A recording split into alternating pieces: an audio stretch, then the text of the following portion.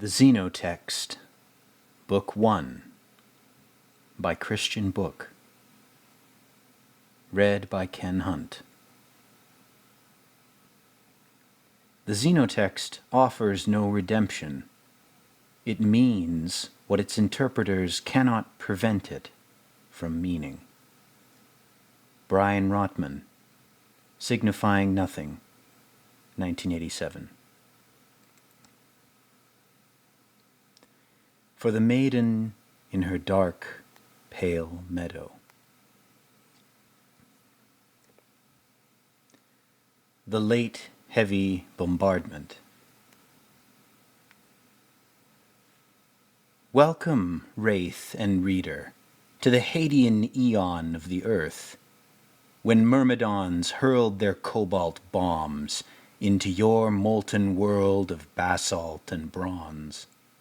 When mighty golems swan dove from orbit to drive their glaives of iron into your black mesas, only to be engulfed by the blast waves.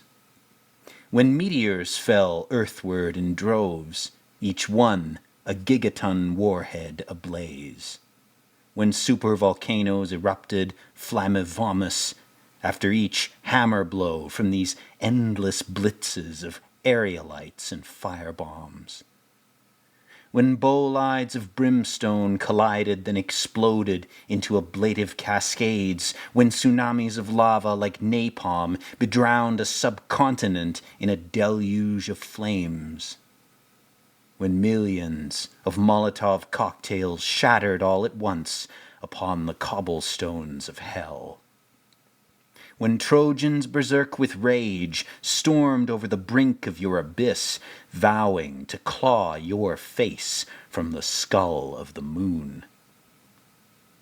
What dire seed must these onslaughts have scattered, like shrapnel, across your cremated badlands? What prion, what virus, what breed of spore must have emerged, like a spear point or a sword blade, from these early ovens of Auschwitz, each cyanide bonfire burning in reverse, spitting forth a fitful embryo cloned from the smoke and the dross. What orchid must have bloomed among the flamethrowers in the furnace?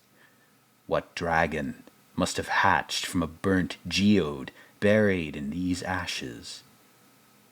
Must the universe be so pitiless as to immolate all its offspring at birth? Even now, the astronauts have marshaled their forces to march, resolute, across the kill zone of your god-forsaken crematorium. Even now they forge ahead, onward, through war games of wildfire, unaware that far away a doomsayer murmurs prayers against them from a fiendish grimoire. What howl can beckon from the benthic fathoms of your damnation, so alien a ghoul as Vampiroteuthus infernalis, the vampire squid from hell? A maw that can hurl itself at your soul like an overcloak cast upon a coat hook in the dark. What does such a black brain, afloat in its vat of ink, know about the death blows to your planet? What does such an emissary think about the pageant of living things that go extinct en route to your incinerators, the trilobites, the nautilites, the gorgosaurs, the pterosaurs, the iguanodons, the megalodons, all of them massacred but unmourned? All the deepest seas have withered and soured. All the tallest Alps have crumbled and burned. You have choked on miasmas of methane. You have upturned all your braziers, spilling embers across the flagstones. All your fossils have dissolved in a flash flood of acid rain. What great comet has yet to plummet from the heavens, like a rocket engine dousing its jets during splashdown in your oceans of nitroglycerin? What thunderclap has yet to herald the advent of this plowshare, which can bulldoze a mountain into rubble upon impact? What match heads, when scraped against your atmosphere, can ignite its oxygen, turning the sky into a blazing typhoon? Only a demigod, like 99942 Apophis, can offer you this apocalypse by becoming the juggernaut that smashes through the massive bulwark of your bedrock. Only destroyers, like 2102 Tantalus or 4179 Totalis, can erase all earthlings with the ease of suicide bombers at a marketplace. Can an oyster in its shell survive the inferno of free fall from outer space? Can a crocus thrive in soil made from pulverized meteorites? All hail, hail, Bop, and every super bomb yet to detonate. What great dying must the earth foresee in the barren mirror of the moon? What fate, what fury, what muse must gaze upon the grim face of grief reflected in your silver shield, a faceplate of bulletproof glass pitted and strewn with scars? What cinders aflame disintegrate in your gray seas of nectar, of vapor, of crisis? What shell shock must greet you when you stumble aghast upon the charred remains of a forest at Tunguska, its evergreens toppled and blasted, all of them split like matchsticks? What crater among the lunar maria must you yearn to recreate when you vaporize an atoll? Even now, your battalions of astronauts stride across green plains of trinitite to storm the walls of Castle Bravo and Castle Romeo. Even now, Neil Armstrong returns like Orpheus to the airlock, his space suit reeking of gunpowder and burnt steel. What American falconer must aviate your spy plane by the stray light of meteor storms from the Draconids or the Scorpiids, the flak raining down like glitter dust upon the desert during a nocturnal firefight? What scythe blades must the Vikings forge from the wreckage of an asteroid recovered from Cape York? What archangel must the martyrs placate when they kiss the black stone of the Kaaba at Mecca during the Hajj?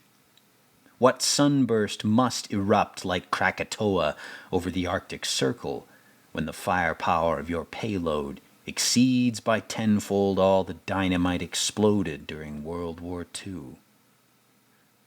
Even now, the President of the United States sits alone at night, dreading the grim hour when he must open the memo from his aide only to read upon the page the single phrase, "Pinnacle Nuke Flash," the news flash that chronicles the omnicide of the world. What global threat of Sturm und Drang must your armies yet endure, even in their granite bunkers deep beneath the massif of Cheyenne Mountain, when every fountain of hellfire in the firmament can destroy you? When a K-dwarf star like Gliese 710 can plow through the Oort cloud, bombarding the earth with cometoids that shatter every landmass?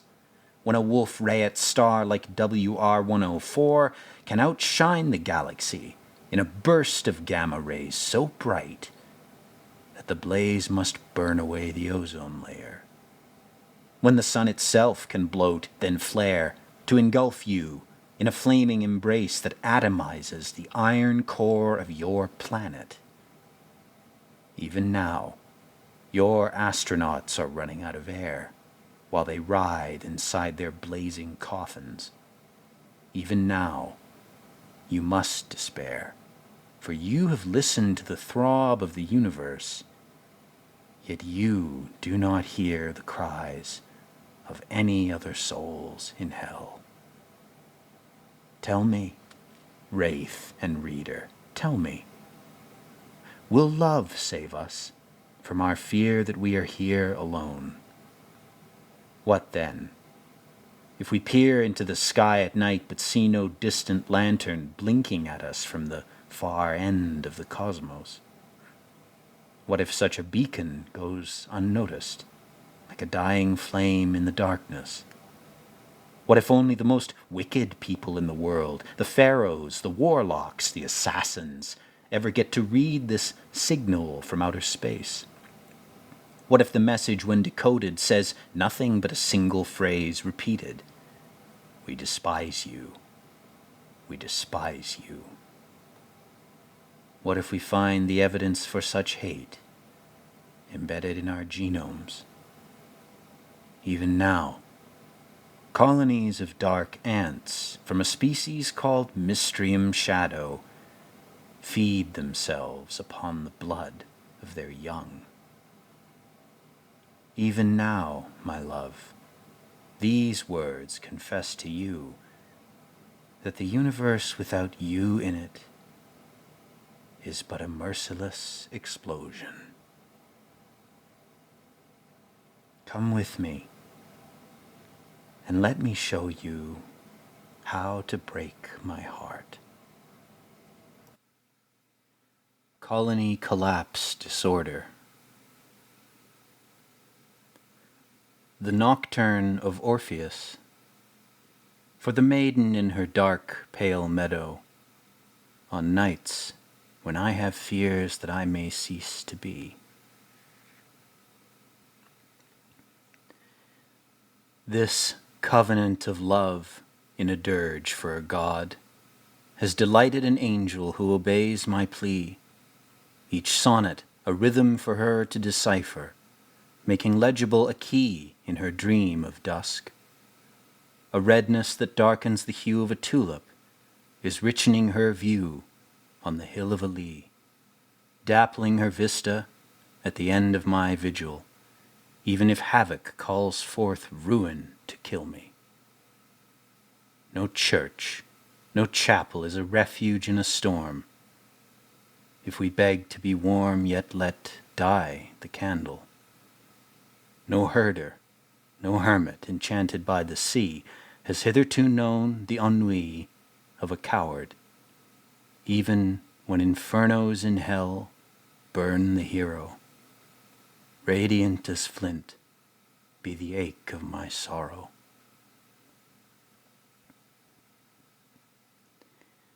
Colony collapse disorder. Exordium. European honeybees, Apis mellifera, have suffered from a pandemic syndrome that causes workers to forsake their duties, foraging without returning home, leaving the queen and her brood unattended until the hive itself dwindles into abandonment. Moreover, any stores of honey in the forsaken dwelling often go unlooted by other pests for much longer than expected. While entomologists have proposed several factors that might account for this disorder, including bouts of infection by either varroa mites or fungal smuts, the problem is likely aggravated by the broad usage of the pesticide imidacloprid, a neonicotinoid that can disrupt the nervous systems of bees, impairing their ability to navigate.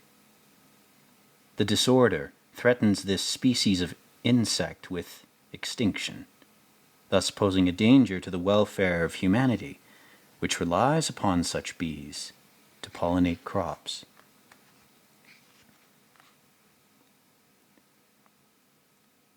One, on the apiary of the world. Airborne honeydew sweetens my spirit with a perfume that by divine decree hath enticed me to perform these sonnets for thee, my maestro, Gaius Maecenas. Study with grimness the plight of puny gods, warlords in a day-long dynasty, whose sieges and jihads I must belaud in song. Scant be my labor, but not my reward, if Apollo favors these rhymes. Annex first to the hive, a haven, blind to winds that hinder foragers in flight, then suffer neither yak nor ewe to trek across these meadows, nor oxen to dash away the dew from phloxes and grasses. 2. Disperse from thy honeyed stalls the gaily tinted geckos.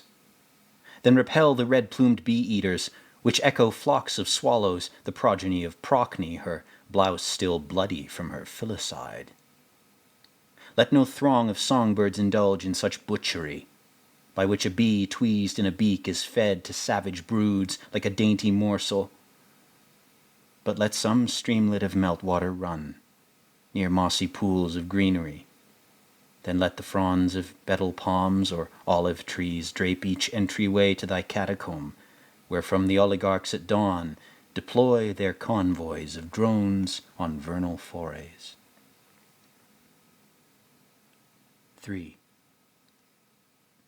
Thistles and brambles by the riverside beckon thy scouts, from the toil of travel to rest awhile in hidden groves of shade. Upon the shallows, whether swift or still, place a willow bough or a paving stone, a footbridge for the flyers that alight to preen each winglet maid of diaphane. For Eurus often bids the sudden breeze to douse such envoys in spritzes of mist, or drown such pilots in speckles of rain. Let flower beds of basil, thyme, and clove overgrow these clover fields, the fiefdoms of the hive, heavy laden with the musk of violets, overwhelming thy well springs. 4.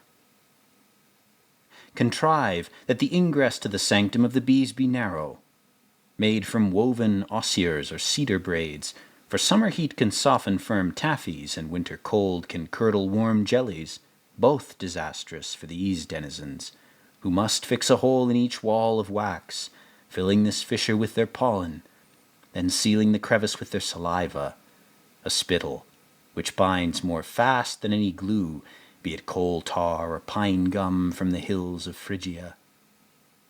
True to fame, all bees at home in foxholes can nest in the clefts of each hollow karst, if not in the chinks of some fallen birch. 5. Thatches of adobe and straw, if daubed, like grout about the doorway of a tomb, can delay the loss of heat from the cribs.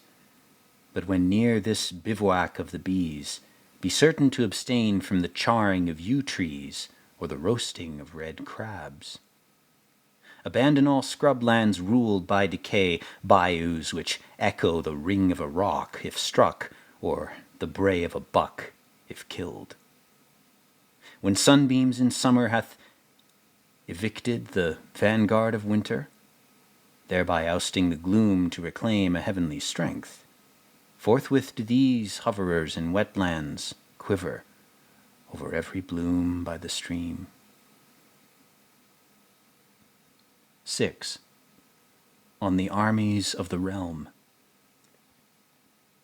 Orphaned at birth, the children enlisted in thy army learn the roster of chores fulfilled by the swarm, slaving together to build more hexagons for the barracks.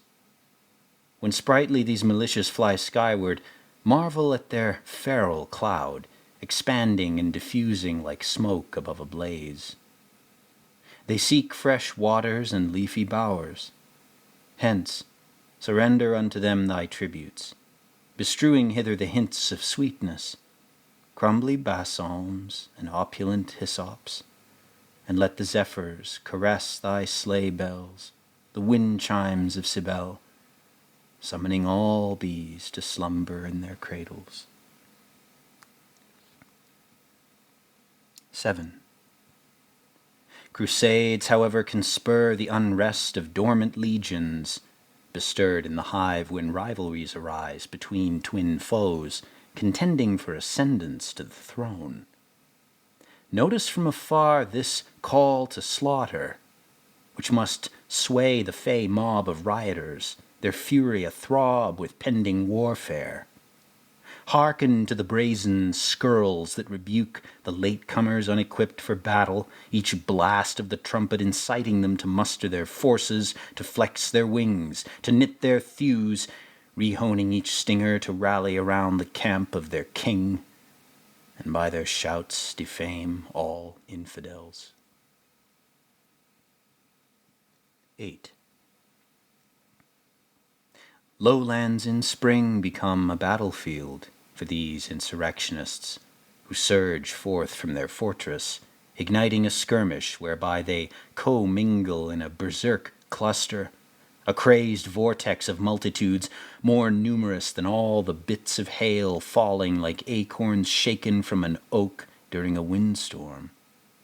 Ornately shielded, the winged moguls barge into this melee, their pygmy hearts full of godly malice, each vowing to show his twin no mercy until some victor swats aside all blows. A fistful of dust thrown into this fray can quell the frenzy of such insurgents. 9. Subpoena this pair of brawling kingpins from their arena, but condemn to death the Khan more crippled by his injuries, lest he prove too hindersome to the hive. Then enthrone at once the better despot, the one with a golden helmet that shines, for twofold is his kin, the great hero who wags a killing sting, and the elder lord who lugs a swollen belly. All bees alike unto men, some crude, some noble, like the sun-cursed pilgrim in the desert, hating his downtroddenness in the dust, or the sun-graced esquire in the garden, loving the delightsomeness of his gold. 10. High-born are the dryads of this feudal father, who in summer lets his maidens filter honey, thin and pure like cognac, mellowing the muscatels of Bacchus. But if such ruckus makes thy dizzy serfs forego their tasks to frolic in the skies, all their forsaken pantries left unfilled, then extract the pinions of the patron so that, if unwinged, he must malinger, his minions unwilling to move his flag. Let lees of fragrant saffrons lure the bees homeward, and put thy faith in Priapus, to safe keep the propolis with his scythe, fending off raids by martins and looters. 11. On the keeper of the grove. Persuade the gardener of these orchards to procure from a hill spur firs and figs to plant as palisades around the fort. Let no hand but his undertake this work of tilling the slopes or wetting the sprigs, and if not for the furling of my sails, turning the prow of my ship to the shore, I might have sung odes to such cultivage, which rival every rose bush in Paestum. How endive soaks itself in furtive brooks, how fennel sways itself in verdant fields, how vines and ivies entangle the gourds. I might have flattered every narcissus, blessing white myrtles and sleek acanthi. 12. Overawed by the cloud-swept bell towers of Tarentum, where the stream Galesus bathes the goldenrod, a graying ploughman from Corysus must brag of his birthright, an acreage of abandoned heathland unfit to till, not meant for the grazing of cattle nor for the raising of grapes.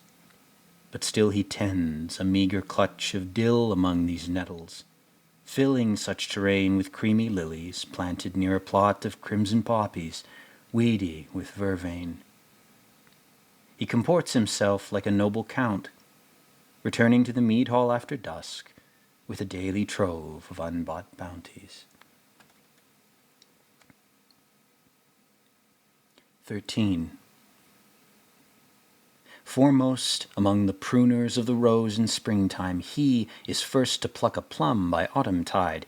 But ere the winter kill of frost can sunder rocks, or else bridle with its ice the rills of racing water, he hath cut the bud from the hyacinth, chiding the plodding footfall of summer, whose westerlies tarry. Hence he is first to press froth of honey from its comb, all his bees upflying from their eyries. His refuge harbors lindens and laurels, even fruitful saplings in early bloom, limes and pears, all arrayed in leafy, gilded by the brooding sunshine of fall. 14. Devoutly he trims a hedgerow of elms, crab-apples and sloe-thorns overladen with berries, shade trees offering solace to the parched pioneer. Likewise I rest, giving others leave to praise his estate. Permit me to portray the great power that Jupiter hath bestowed on the bees, all of whom must heed the shrill melody of the Curetes, the bashers of shields, calling these swarms to feed thy deity Honeydew in his cave at Mount Daisy. Unique be these societies, which spawn communal children inside strict cities, each constrained by one law of majesty. 15. On the labor of the horde. Confined to their metropolis, the thralls plan in summertime for the frigidness to come, and so they labor, like misers, to hoard their vintages in hidden vaults. The bread-maker who provisions the hive, the stockpiler who warehouses the food, the bricklayer who buttresses the comb, all using glue derived from a jonquil, its sap stickier than a pitch oozing from a cedar, to which clings a cocoon. All godmothers love their kindergarten, just as treasurers love a counting room, the honey packed so tightly in its cells that the columbarium drips with dew. 16. Stewards who stand vigilant at the gates of the hive scan the skies for ominous thunder, seizing the loads of arriving scouts or smithing the ranks of invading troops. Behold the glow of such industry, which exudes a scent redolent of time, or else recalls the Cyclops, who forge their dark thunderbolts from meteorites of iron. One smith pumping the rawhide bellows to arouse the furnace, one smith dousing the scalded bullion to harden its surface. Anvils below Mount Etna clang and groan, singing iambs of metal, twisted by forceps, pounded by hammers. 17. Rapacity drives the hive mind to found an empire upon the mound of Athens, each plebe fated to one sphere of labor, like the colossi chained to their forges. Elders plan the city, mending its walls, while youths belated return from patrol, their packs laden with pollen, all stolen from a remote garden rich in splendor, a courtyard enlivened with mayflowers, arbutuses, hawthorns, and marigolds. Every pawn toils alongside its brethren, each legion bidden to the field at dawn, no pardon for the idlers, but at dusk even armies seek relief from their drills. 18. Blissful choruses of mumbled humming remurmur at the doorstep of the fort. Before nightfall hushes these lullabies, belulling all their hymn-singers to sleep. Not far from the hive do the vassals stray if the sky warns of oncoming rainstorms or uprising easterlies. Instead, drones fetch water near the safe hold of the keep, making brief trips with particles of grit borne like ballast in the hold of a ship, so that pilots stay the course in a squall. How wondrous that the bees obey a law which forbids their betrothal in wedlock, so that never do they yield to their love. 19. Midwives in the hive have yet to suffer agony in childbirth, but from sodden petals they sip milt for their hatcheries, supplying to the realm newborn princes ready to rebuild the wilting waxwork. If such maidens trip by crossing a scree of flint, they might rip delicate wingtips, dying flightless in their hunt for tulips. So fervent is their craving for sweetness. But while the life of every bee is brief, lasting no more than a septet of years, the bloodline of the Khan hath persisted, deathless, his heritage faded hellward into time, from grandsire unto grandsire. 20. Egyptus hath not shown such allegiance to its pharaohs, nor hath the Lydians, the Parthians, and the men from the vale of Hydaspes owed a god such respect. The will of one king, if hale, empowers millions, but at his death this covenant of devotion dies with him. Thus the bees vandalize their treasuries of sweetmeats, dragging down trellises of honeycomb. The king, whilst alive, however, inspects his exultant platoons who surround him, uplifting him high upon their shoulders, when not using their bodies to shield him from a shower of wounds during sieges. 21. On the plight of the swarm. Demigods, grant the honeybees a share of the divine liquor, the mead that hath caused imbibers to dream of the ether which suffuses the empire of the stars, a chasm from which all mortals amass at birth each atom of their inner flame. Unto this abyss all souls are gathered to be torn asunder, scattered like soot in a gale. But upward into this vault of night fly tiny bees in mighty hordes.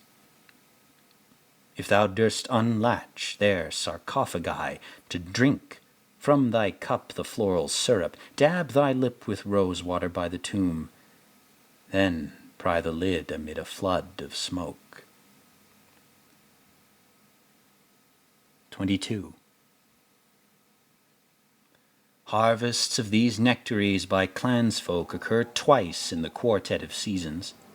Once when the gazelle of the Pleiades uplifts her starlit antlers for boyers to see, her footfall spraying the sea foam, and once when she flees pursuit by Pisces, dipping from the skies to sip from a sea so icy that the chill fills her with scorn.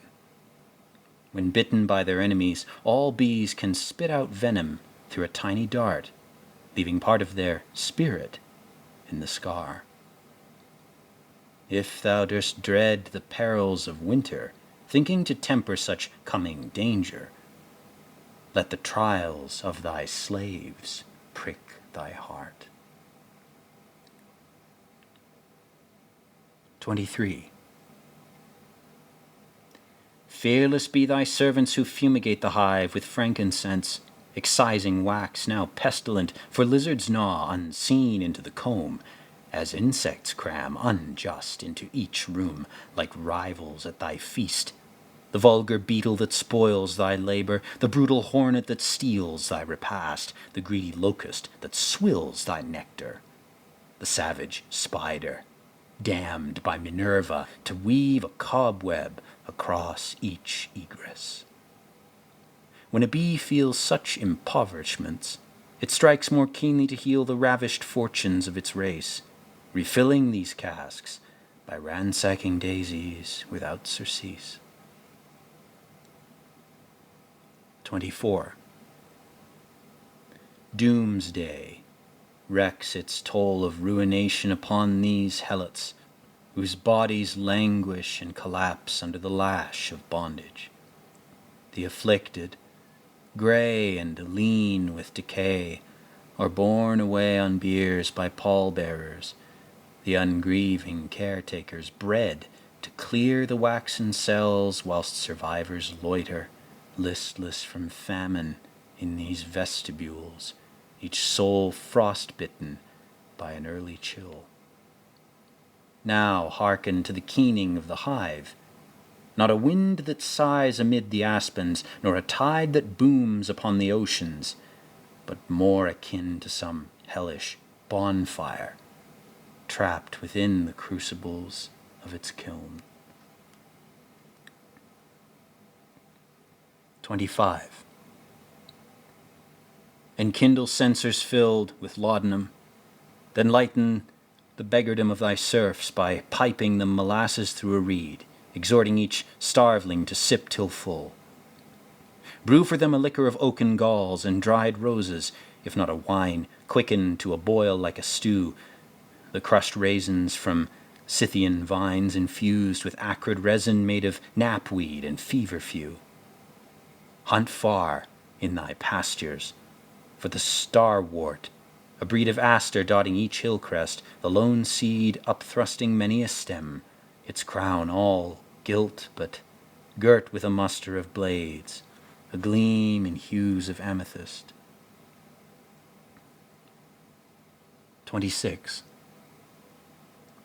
Garlands of these purple petals imbue thy altars with scents of bitter sweetness, and peasants tending sheep in a valley by the river Mella gather these blooms, to steep them in mulses of honeydew left in an alms bowl beside each warren. But if thy legions die without warning, the beekeepers unable to spawn them anew, then let me divulge a woeful legend, which can convey the arcanum taught to us by the swain Aristeus, how the bloodletting of a bull, if slain, gives birth to a swarm from the carrion. Let me unveil this omen of our doom. 27. On the ritual of the crypt. Mariners who roam the seas from Pella to Canopus dwell beside the marshes of the Nile, sailing barges of painted papyrus across these shallow lagoons, the shorelines harried by foreign archers, the floodwaters diverging 7 times into mud flows, enriching the floodplain with a topsoil, afterward greenswarded. Herdsmen there believe in a sacrament that might replenish depleted beehives if priestlings build a narrow adytum from ruddy banks of clay and lowly eaves of tile, the crypt set apart from the wind, with each wall vented by an arrow slit. 28. Acolytes cull from the herd an unscarred sterling no older than 24 moons, whereupon the zealots grapple this ox, choking it, battering the beast to death, till its flesh is at best pulp in the hide, the carcass left to lie on broken planks of cinnamon placed inside the sanctum. Fanatics enact these rites if west winds ripple a pond, ere the verdure deepens its moss, and ere the ortolan burdens its nest. All the while, a tender marrow ferments in the heat, respawning larvae, wingless at first, but seething with power, boiling abuzz to erupt from the womb. 29.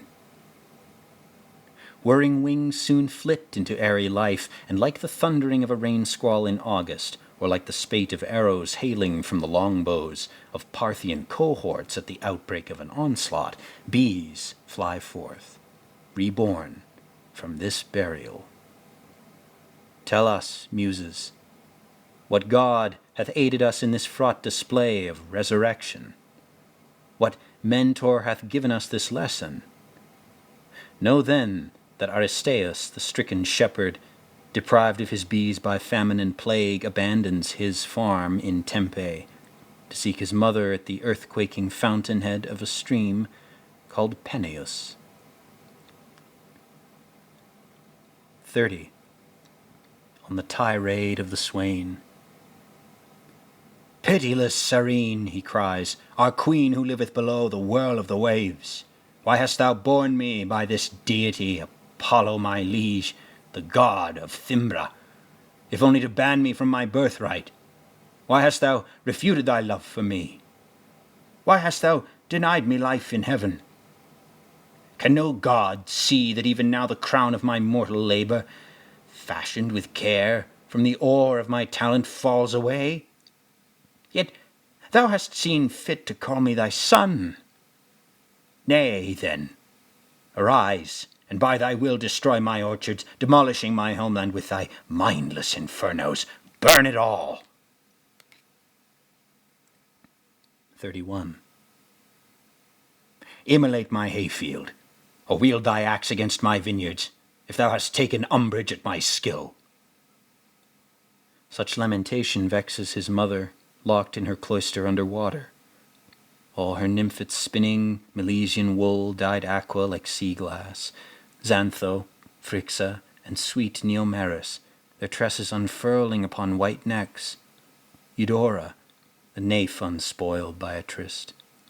Europa, the girl debauched by a rogue. Clio and Diro, the dames of the mist in surcoats of fur, with gems all aglow. The well-kept brides, Pharusia, Thalia, and fleet Arethusa, her crossbow stowed. 32. Graceful, Clymene sings about Vulcan, the goldsmith cuckolded by the hubris of Mars, her song retelling from chaos till now the love play of the gods, a lay so lively that the girls forget their chores. Yet the distraught cries from Aristeus haunt the harem, distressing each damsel upon her topaz chair. Hence Clymene uplifts her lovely head of auburn hair to peer above the wave-tops, remarking, "Serene, hearken, for thy noble child Aristeus stands grieving by the source of the river Peneus, where he screams thy name, bemoaning all thy cruelties." 33. Overcome with terror, his mother cries, call him, usher him unto me, for he hath leave to cross the unearthly threshold of heaven." She thereafter bids the riverway to yawn wide, thus yielding to him a course to follow, the riptides swirling their torrents around his torso, enshrouding him in a foaming embrace which tugs him to the nadir of the deep. In wonderment, he beholds the palace of his kin, its fountainous battlements, hewn in caves of coral and reefs of stone. He stares bewildered by the tremendous inundation from all the cascades known. 34. Aristeus gapes at the great floodgates for every stream, the Atax, the Tiber, and the Eternus, all their underground waters upsurging lightward. The Arda, the Orbis, and the Alpheus, stumbling in the rapids full of rocks. The Casus, sprawling from Mysia and stampeding like mammoths enraged. The Eridanus, which overflows across the savannas to quench its fury in a turquoise sea.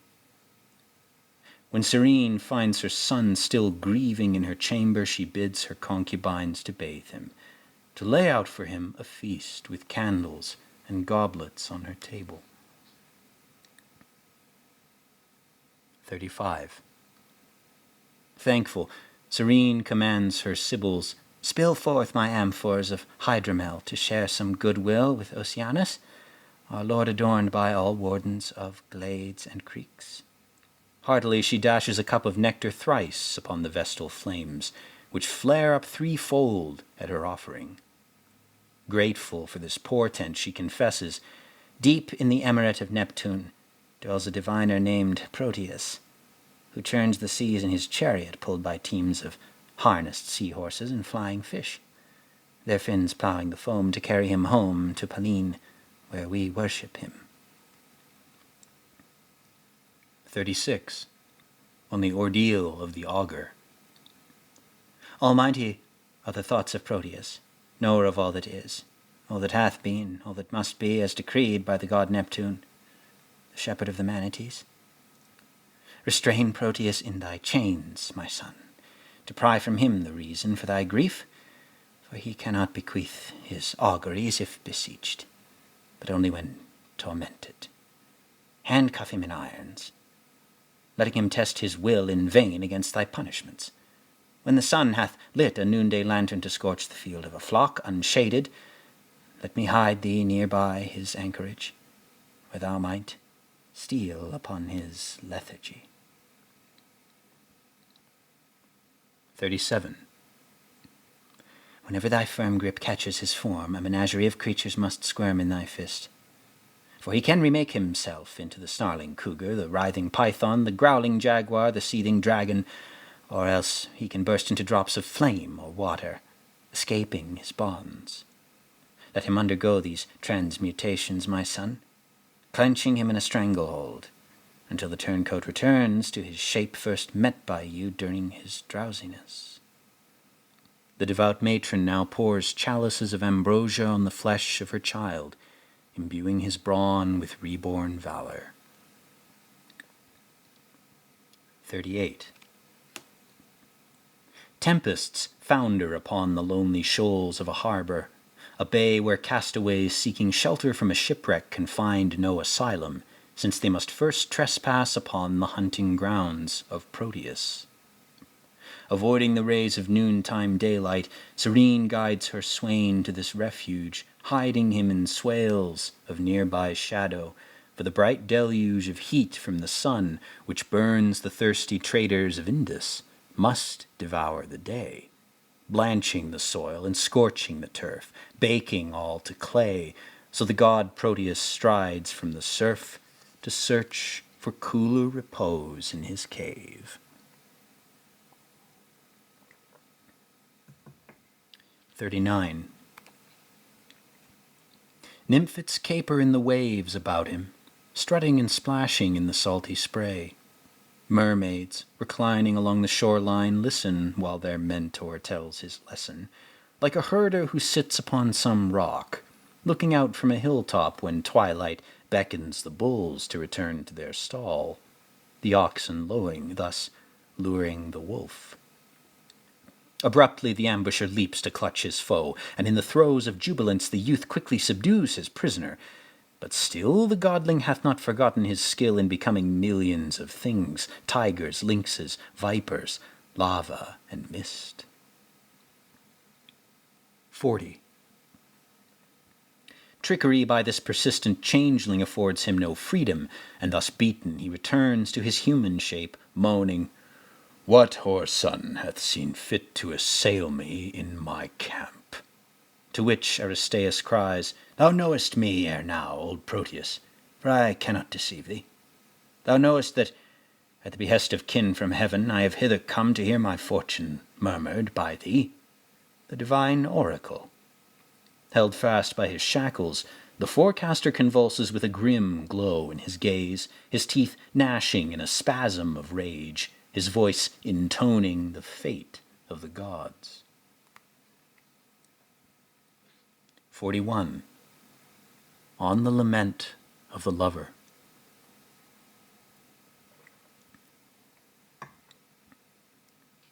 Mistrust me not, for a sublime rancor hath seen fit to revile thee, blighting thee with reckonings unpardoned.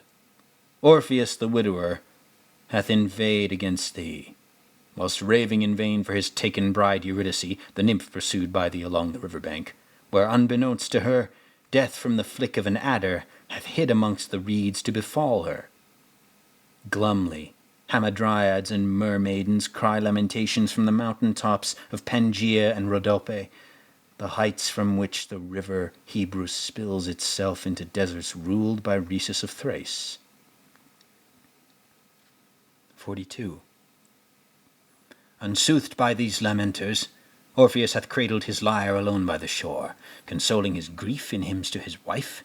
Hence he throws himself into the crater of Mount Tenarum to seek the hellish citadels of Dis, immersed in darkness where he confronts the chthonic servants of a dreaded autarch, whose agate heart no song can crack. The bard, nevertheless, hath spoken a sonnet that can summon from the depths of Erebus the phantoms of soldiers lost to the light, all of them rising like starlings that flee to the trees after scattering from the hills at dusk. 43.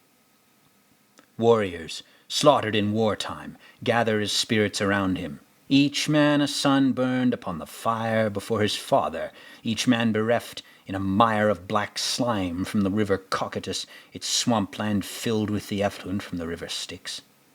Even ghouls in the house of Tartarus still stand in amazement, just as vipers which hiss in headdresses from the Furies fall silent. Even the scabrous watchdog Cerberus ceases to growl as the wheel of Ixion halts. With his spell, the bard bypasses these threats, thereby rescuing Eurydice, who follows him homeward. 44. Promised such freedom by Proserpina, the minstrel, however, breaks his bargain, when insistent yearnings overcome him, like some fever for which only phantoms might forgive him. And thus his arrival at the threshold of salvation leaves him heedless, his will so weak that he glances backward toward hell to ally his fear that Eurydice hath strayed, his concern thereby betraying the bonds of his spell. Hence the caverns of Avernus tremble. Orpheus, cries his bride, what perfidy hast thou wreaked upon us? Alas, I feel myself recalled to fatal sleep. Farewell. 45. Shrouded by a veil of mist, I outstretch my arms to thee. No longer am I thine. And thus she recedes into the fog drifts, sundered from his sight, as he ravages the shadows, bewildered, vainly clutching for his bride, but Charon, the ferryman of Orcus, forbids him further passage. What can a poet do, now twice riven? What cries, what pleas can evoke the pity of the morbid demons in this dungeon? For his lover sleeps, frozen and adrift upon her Stygian barge, whilst he weeps beneath the sombre cliffs near the river Strymon, taming the lions with his sighs.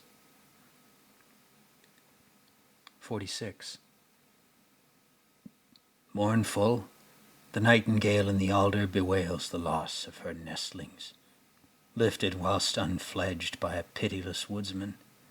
So she laments her night-long sorrowing, trilling her sadness in constant refrains, till the valley overflows with her strife.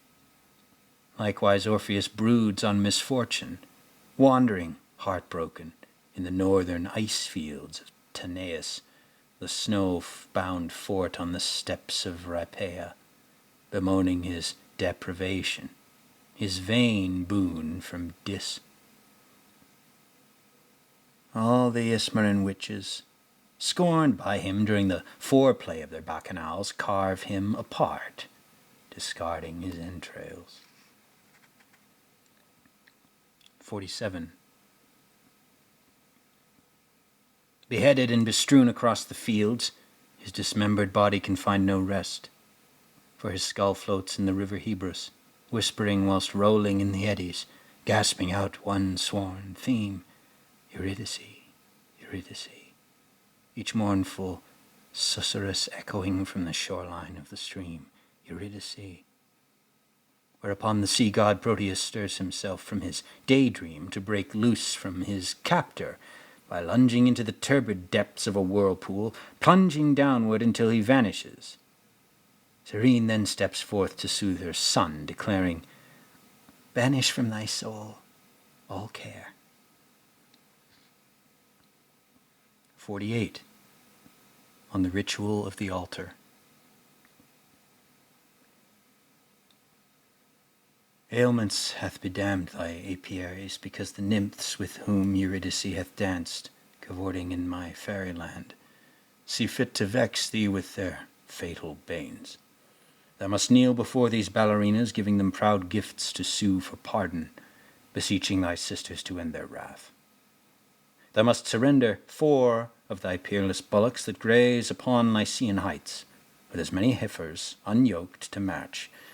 Then upon bright altars in the highest shrines of a goddess thou must sacrifice thy offerings, cutting each bloody throat, leaving the bodies in a glen untouched. 49. Meditate for a 9 of mornings, then bequeath unto Orpheus bouquets of poppies plucked from the river Lethe, appeasing him with thy blackest calfling brought to slaughter, and, for Eurydice, kill a lamb at the grave site in her grove.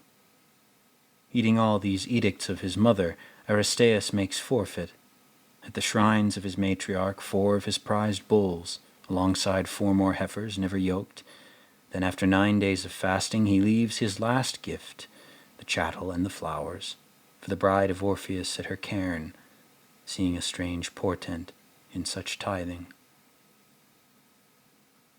50. Writhing in the innards of these cattle, there swells a gale of bees, overboiling in a cloud, uprising through the rent ribs to assemble themselves, like an apple clinging upon the bough in the treetops. Within my sonnets I have sung the lore of thy heartland, whilst the imperium of Caesar hath sent missiles of lightning beyond the river Euphrates, pounding conquered thralls into sterling citizens of Rome. And yet I, Virgil, the nursling of a siren, walk the footpath of peace, toying with the Georgics of a herdsman, dreaming like Tityrus in thy orchards. Epilogue. Virgil greets us at the gates of death to tell us that we love our lovers, but never enough to bring them back from hell. How can we apologize for our desire when our lust for life gives birth to murder? How can we regain the favor of the gods when we discover that as penance for our crime against true love, we have damned our children to leave the fallout shelter? How can our poetic patron, a heroic leader of the empire, earn forgiveness for sending all his soldiers to the grievous abattoir of warfare, plowing them like salt into our pasture? How do we expiate our sins after having already sacrificed every beast upon every altar? How do we absolve ourselves for having caused our own extinction? Be it known that the fruit upon the tree of Eden is a beehive leaking out black honey, made by bees that feed upon the infernal blossoms of the underworld.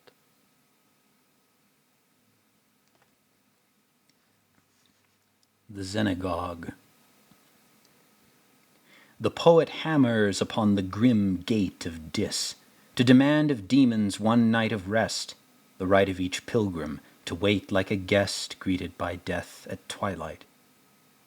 The poet begs to exhume the frail ghost of his lost muse, bewailing her demise, his plea testing the goodwill of his host, for a beggar might be Zeus in disguise. The poet forsakes every word in trade for such favor, but like pollen fallen upon a pale rose forlorn in the shade, his cantos bring scant life to her garden. She listens, but the lament that he sings dissolves in the cells of all living things. The March of the Nucleotides. The central dogma. Deoxyribonucleic acid, DNA, is a chain of two extended parallel polymers aligned in opposite directions to each other, but coupled at recurrent intervals so as to form a ladder, twisted about its long axis into a doubled helical coil. Both polymers consist of repeating molecular units called nucleotides. Each unit has a backbone made from a phosphate group bonded to a molecule of 2-deoxyribose, a pentose sugar, to which is attached one of 4 nucleobases, denoted by a single letter, A for adenine, C for cytosine, G for guanine, or T for thymine. Each constituent base in the sequence of one polymer conjoins with its codependent base in the sequence of the other polymer. Adenine always links to thymine, A with T, and cytosine always links to guanine, C with G. Such linkages form the rungs in the helix. The information enciphered by the series of bases in a strand of DNA is read from the 5 end to the 3 end, from the 5th carbon atom to the 3rd carbon atom of each sugar. A set of 3 consecutive bases in a strand makes a codon, a word, that can instruct a cell to create one of the 20 amino acids found in all proteins. DNA is an actual casino of signs, preserving within a random series of letters the haphazard alignment of acids and ideas.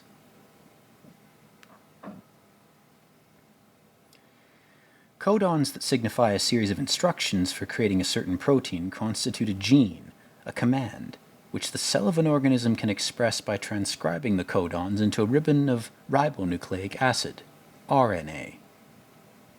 The enzyme known as polymerase catalyzes the formation of such a ribbon by breaking the hydrogen bonds that connect the codependent bases in the helix.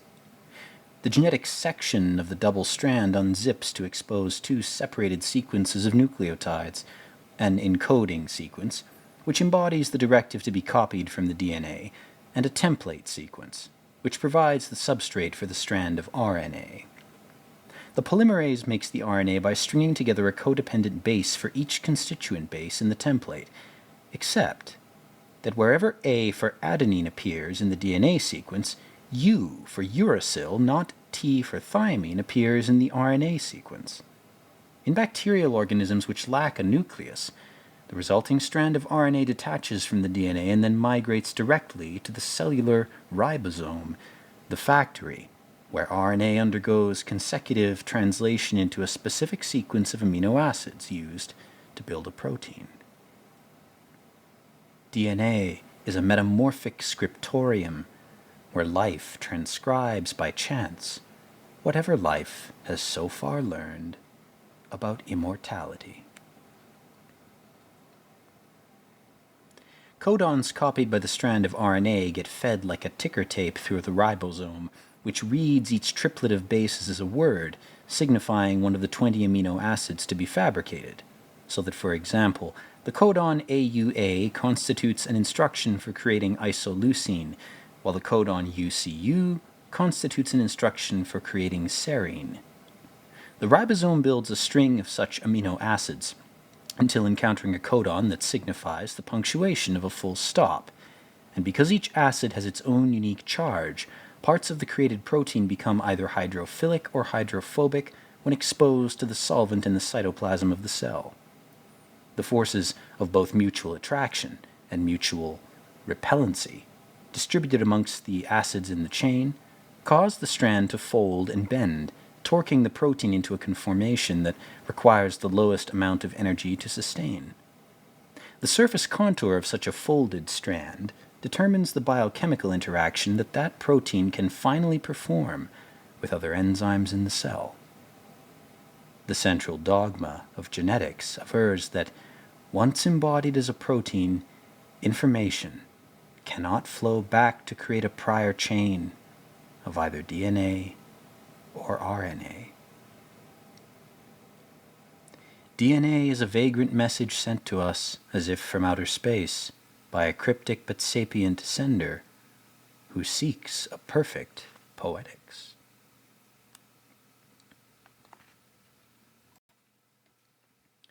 Genetic engineering. Song for toy piano, typewriter, and speak and spell, to be performed with orchestral maneuvers in the dark.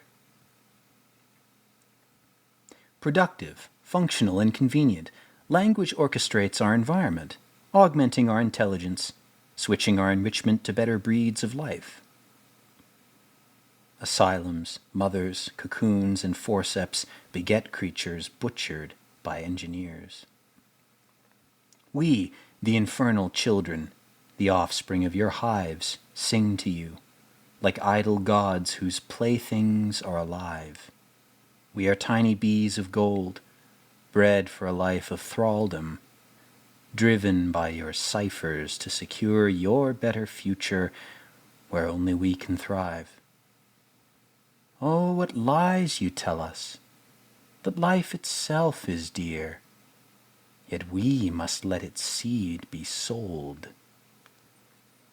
Asylums, mothers, cocoons, and forceps beget creatures butchered by engineers.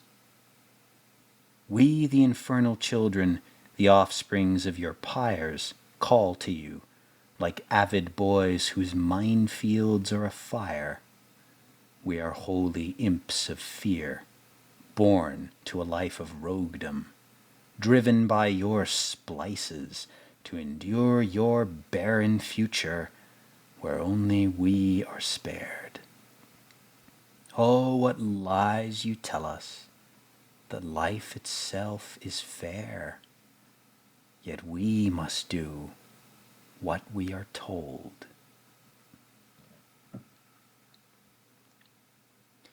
The nucleobases. Adenine. Nurturant creatures, honeybees, nursemaid collected chemicals, cocooning nectarous honeydews, heartsome narcotics, cunningly harvested, numbingly hypnoidal. Cytosine. Nymph-like, honeybees cultivate orgiastic nunneries, chrysalid necropoli, heedfully husbanded, cloisters hereafter culturing helotries. Guanine. Nefarious, honeybees configure neotenous hothouses, hegemonic nurseries, confining castrated cagelings, oblivious nurslings, callously hive-bound, naturally homicidal.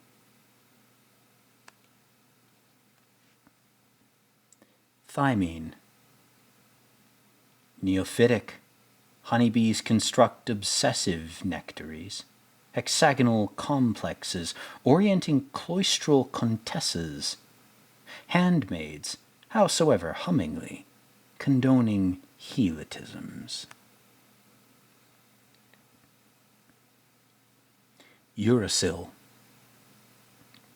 Nymphical, honeybees co-produce over sweet nepenthes, honeypots connoting ossuaries, crucibles heralding cathartic hymnodies.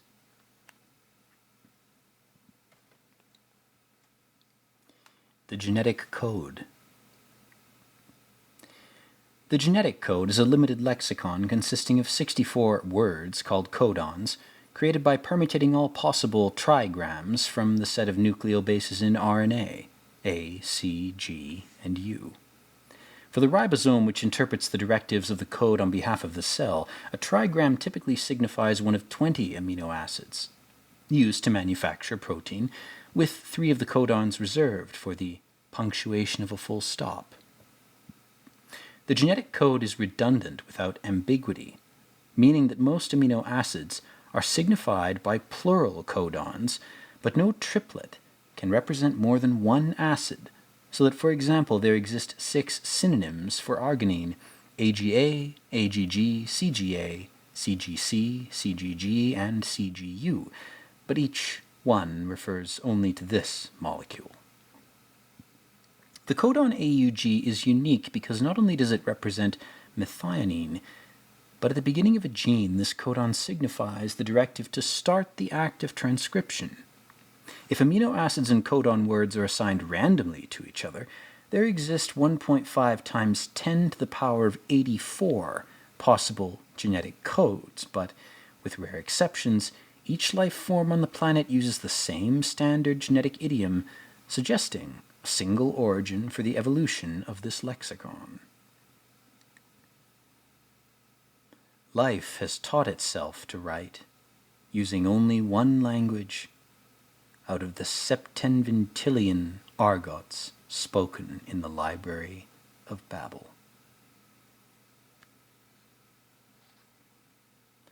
The March of the Nucleotides. Whether or not this suite of poems might signify a treasury, a tapestry, or a threnody, the words of each text marshal themselves into a molecular formation, a sequence of columns emulating the structure of deoxyribonucleic acid, DNA. Each line consists of 2 words, totaling 9 letters with a space separating the pair. Each letter before the space acts as a correlated nucleotide for the letter after the space, so that only A and T can join across the gap, just as only C and G can join across the gap. The layout of each poem mimics the zigzag and helix of DNA, complete with an internal sequence of codons, indicated by the cued letters that extend along the leftmost interior of the interstice, from the 5 end to the 3 end. The codons encipher a chain of 15 amino acids, all of which comprise a concise segment of protein. A supercomputer has simulated atomic models for the structure of this protein after a few femtoseconds of coiling and bending. The images depict not only the folded sequence in its atomic backbone, but also the entire molecule and its charge envelope. The poems thus replicate the translation of nucleotides into a polypeptide. Letters assemble their forces, marching together in lockstep through the genomes transcribed in the Library of Babel.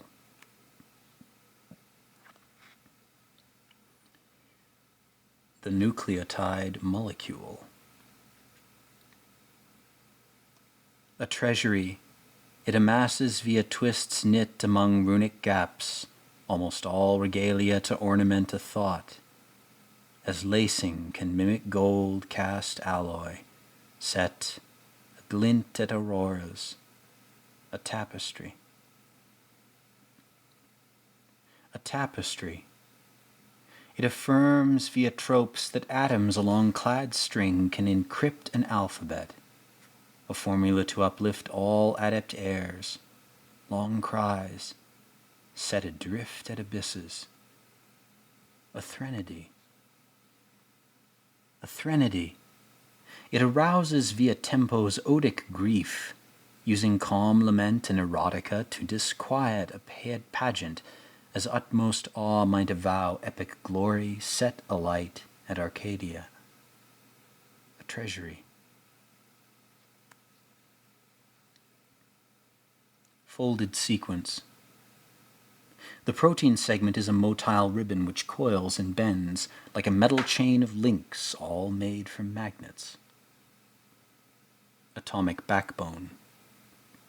The protein segment has a spine of atoms made from alternating units of amine and carboxylic acid. Entire molecule. The protein segment has atomic chains that branch off from the spine like metal charms dangling from a bracelet. Charge envelope. The protein segment has a nimbus of electrical polarities, positive, negative, and neutral, forming contours for a biochemical interaction.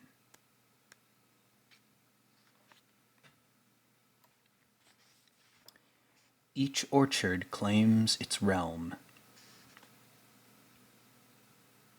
Arabidopsis thaliana, otherwise known as Thale cress, is a flowering ephemeral plant native to Eurasia. The leaves of the cress are mauve-green with serrated edges, forming a rosette at the base of a long stem, with tinier leaves attached to the stalk.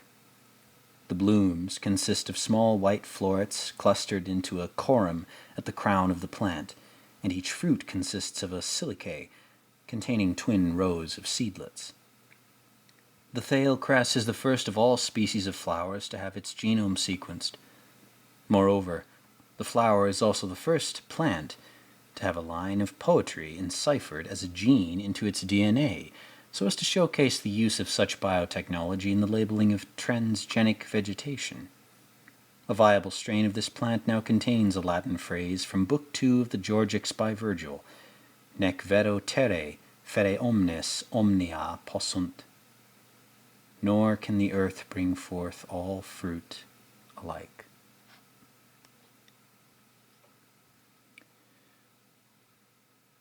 Nowhere has soil borne fruit from every seed, for willows brood astride the shaded brooks, and birches gleam in bitter glades. The cairns hold fast to spruces, and the swales give root to myrtles. Yet sparse slopes of grit love best the raunches, while sullen fields of snow grow lush with larches. Mark the plains, by distant tillmen ploughed, be these rustics arabesque or Byzantine. Each orchard claims its realm. No rainstorms, but in swollen jungles drench the proud boughs of ebony. No windstorms, but in forlorn deserts scorch the brute thorns of myrrh. My words are but hanging gardens for balsams and berries, soaked in perfumes.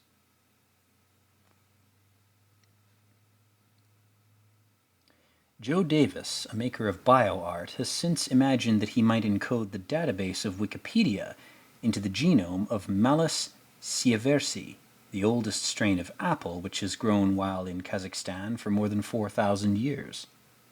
Davis has designed a cultivar named Malus ecclesia, the devil apple of the church, named for the geneticist George Church, whose lab has helped the artist to breed a cognate for fruit from the tree of knowledge in Eden. Davis has translated 50,000 entries from a computerized encyclopedia, converting them into strands of DNA to be implanted into cells of saplings, then grafted to apple trees. The fruit from such an orchard is literally forbidden, since the Animal and Plant Health Inspection Service, APHIS, at the United States Department of Agriculture, USDA, enforces laws against unregulated consumption of genetically manipulated crops. The Library of Babel must contain books that record the sequences of DNA for every life form, including God Himself.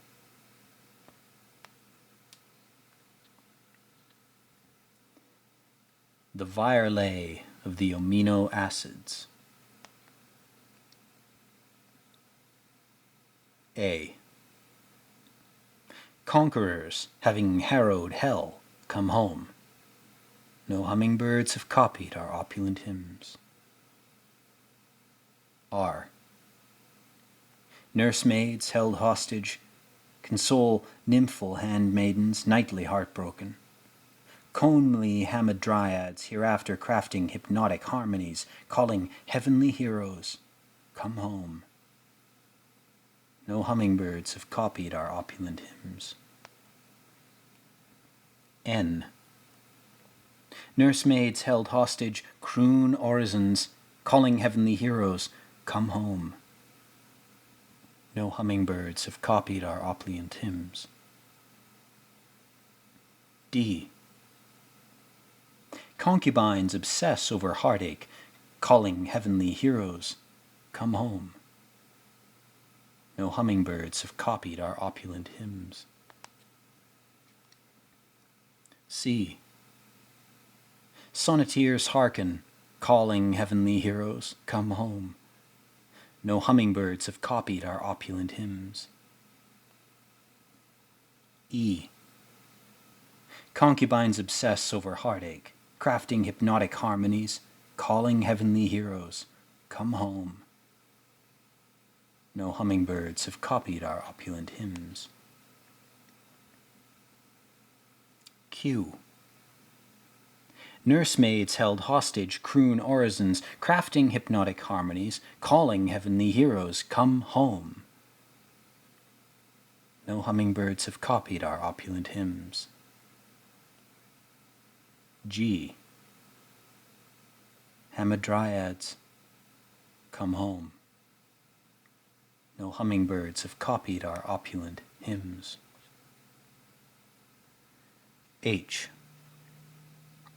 Nursemaids, hitherto comfort heartbroken nymphets, concubines haunting cathedrals, calling heavenly heroes, come home. No hummingbirds have copied our opulent hymns. I. Conquerors, having harrowed hell, comfort humble handmaidens, comely hamadryads held hostage, come hither, come home. No hummingbirds have copied our opulent hymns. L. Conquerors, having harrowed hell, court hamadryads held hostage, courtesans hitherto calling heavenly heroes, come home. No hummingbirds have copied our opulent hymns. K. Nursemaids held hostage, comfort humble handmaidens, comely hamadryads, hereafter crafting hypnotic harmonies, calling heavenly heroes, come home. No hummingbirds have copied our opulent hymns. M. Conquerors, having harrowed hell, surrender, crafting hypnotic harmonies, calling heavenly heroes, come home. No hummingbirds have copied our opulent hymns. F. Conquerors, having cried havoc, court hitherto comely handmaidens, concubines haunting cathedrals, calling heavenly heroes, come home. No hummingbirds have copied our opulent hymns. P.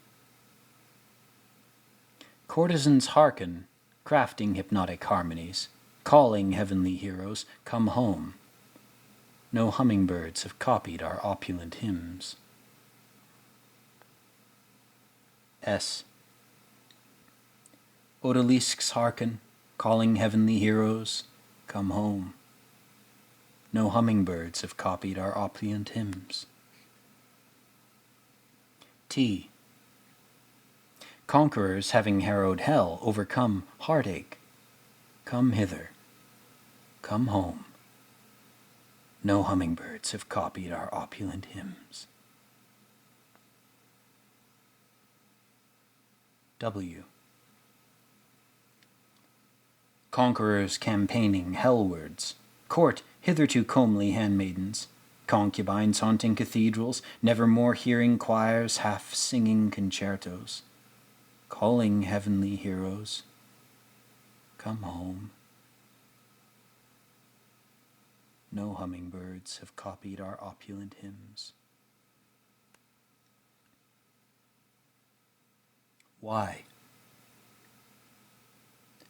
Conquerors, having cried havoc, court Orphic handmaidens, concubines hitherto crooning hypnotic canticles, calling heavenly heroes, come home. No hummingbirds have copied our opulent hymns. V. Conquerors, having harrowed hell, court hamadryads held hostage, come hither, come home. No hummingbirds have copied our opulent hymns.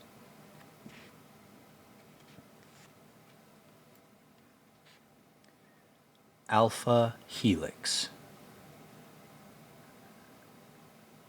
The basic unit of life is the sign, not the molecule. Jesper Hoffmeyer. Whatever lives must also write. It must strive to leave its gorgeous marks upon the eclogues and the Georgics already written for us by some ancestral wordsmith. It must realign each ribbon of atoms into a string of words, typing out each random letter in a stock quote, spooling by us on a banner at the Bourse. It is alive because it can rebuild itself from any line of text. It must twist and twine upon itself, just as the grapevine does upon the trellis. It must writhe within the fist of physics. It must wrench itself away from all the forces that might quell it. It preserves the lessons that we learn by chance in crisis. It carries coiled within itself a clock spring which both strain and strife must teach us to unwind. We have seen its handiworks unraveled, like the innards of a Rolex watch dissected on a black satin cloth in the workshop of a murdered jeweler. It is not a tangle, it is not a knot, although it might resemble a woven cable left disheveled, like a strand of diodes forgotten in some bottom drawer.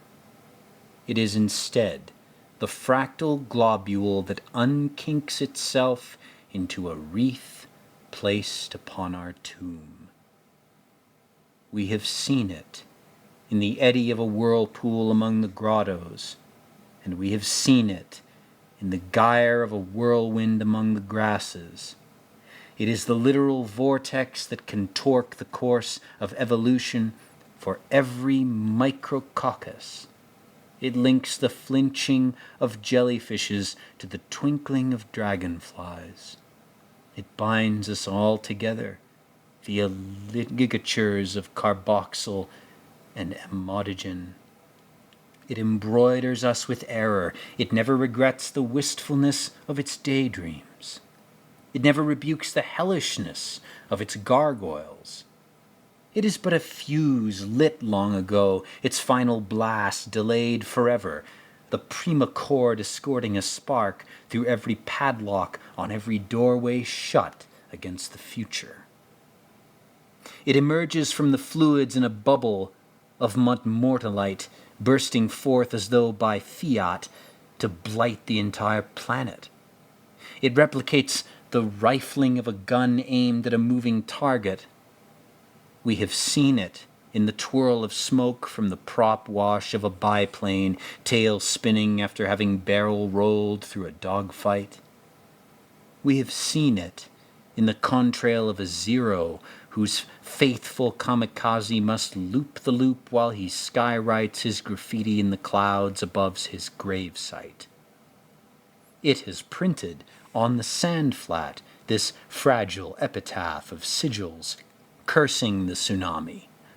It has tattooed upon itself invisible but indelible logoglyphs too intricate to be utterable.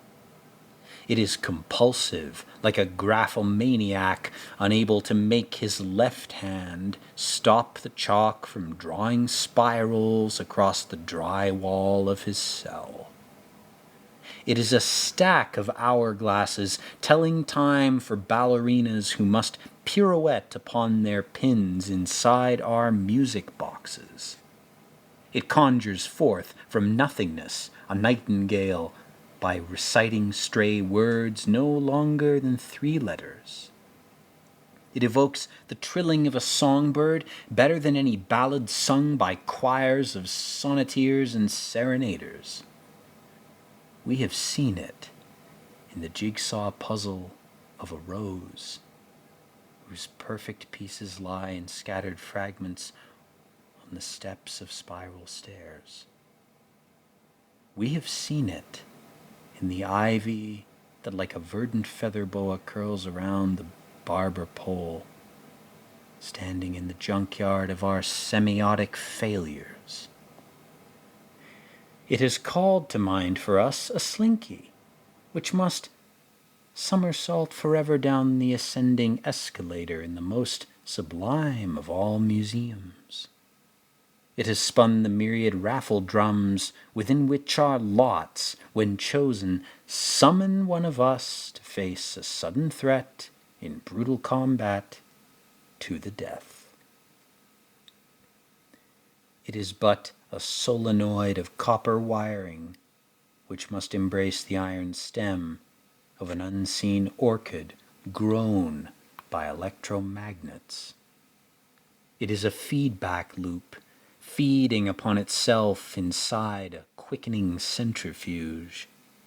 It is the wobble of a gyroscope spinning inside the satellite, whose flyby orbit slingshots a golden discus toward a distinct exomoon. It burrows like a corkscrew through the plumes of whitewash in the wake of a torpedo. It zigzags wayward to our doom. It runs riot in the von Karman streets, where gusty winds can cause uphoisted telephone lines to whine like sirens in advance of a tornado. We have seen it in the twisted trusses of an extended aluminum ladder bent along its length by the ravages of a cyclone. We have seen it in the umbilicus of a waterspout which must hula like a stream of syrup being poured into the ocean by a storm cloud. It is but a turbofan, viewed through the eye-hole of a lug nut, held up like a monocle to the phencatoscope of such a screw blade. It must build for us a giant auger that can drill a borehole through the azotic layer of bedrock far below the depth of any buried fossil. It must delve through zones of Vishnu schist far older than the ammonites now pyritized like cogs of brass embedded in the shale. We have seen it in the swirling flight of zebra moths succumbing to the fire, and we have seen it in the twirling plunge of sable hawks nose diving to the prey. It must plummet through a funnel which is spinning like a hypnodisc at the center of every funhouse pinwheel. It is a lathe, machining offshoots of itself, all its curlicues of shaven silver no more than spirogyra under microscopes. It is the tusk extracted from the skull of a narwhal. It is what the fakir must evoke when he plays his ragas on a flute, bewitching a duet of vipers curled around an ivory stick like ribbons on a maypole. We have seen it in the rope that hangs the felons, and we have seen it in the whip that goads the slaves. It has knit itself into a sylvan laurel, not unlike the diadem of dazzling moonlets that encompass the carousel of Saturn. It can circumnavigate a shooting star en route to Alpha Lyrae. It can generate a gigantic field of magnetism so intense that over time its torsions interlace ephemeral filaments of stardust. It can crumple up the spider web of space-time, hauling it like a trawl net down into the maelstrom of a quasar. It must test itself, proving its intelligence by eternally replaying the same game of Glasperrenspiel upon an atomic abacus. It must calculate the odds of life, delaying the doomsday of the universe. It is but a tightrope that crosses all abysses. It is but a tether that lets us undertake this spacewalk. Do not be afraid when we unbraid it. We were never intended to be tied to whatever made us.